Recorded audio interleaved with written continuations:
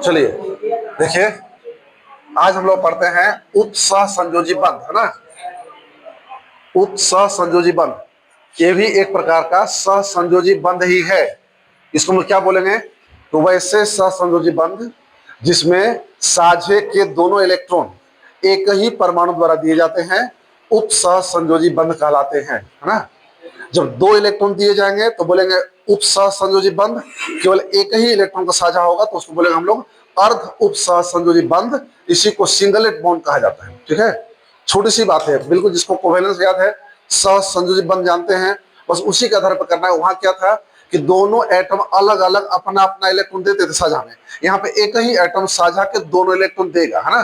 जैसे हम लिखना चाहें तो क्या लिखेंगे? देखिए तो लिखिए, वैसे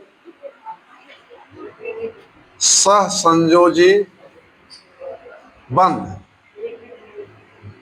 जिनमें साझे के दोनों इलेक्ट्रॉन एक ही परमाणु द्वारा दिए जाते हैं, उप सह संयोजी बंध कहलाते हैं, ठीक है।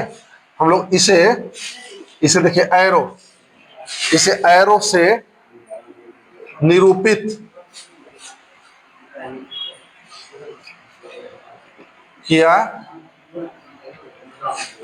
जाता है, ठीक है। ये दो परमाणु के बीच दो इलेक्ट्रॉन को साझा हो और एक ही परमाणु दे दे, उसको बोलेंगे उपसह संयोजी बंध, और उसको हम डिनोट करेंगे एरो से, ठीक है। अब लिखिए, कहते किंतु यदि दो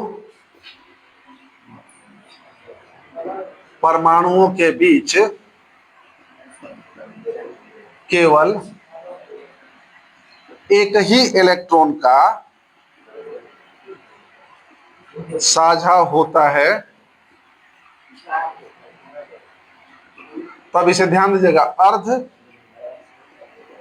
उपसह सहसंयोजी बंध,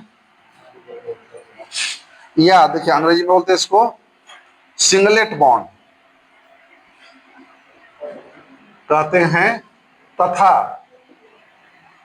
इसे देखिए हाफ एरो, फुल एरो नहीं, हाफ एरो से निरूपित किया जाता है, ठीक है।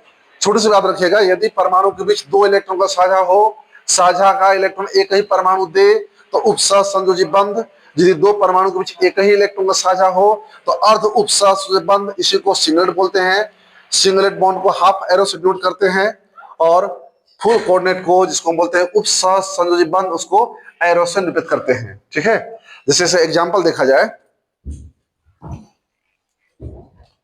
इसका दो सबसे मुख्य उदाहरण है जो कभी भी आप पढ़िएगा किसी क्लास में, तो ये बॉन्ड जो भी पढ़ाएगा यही एग्जाम्पल दिए जाते हैं ना।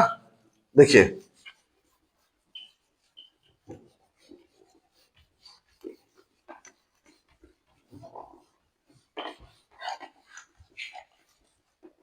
पहला एग्जाम्पल है NO का बनना और दूसरा CO का बनना, ठीक है।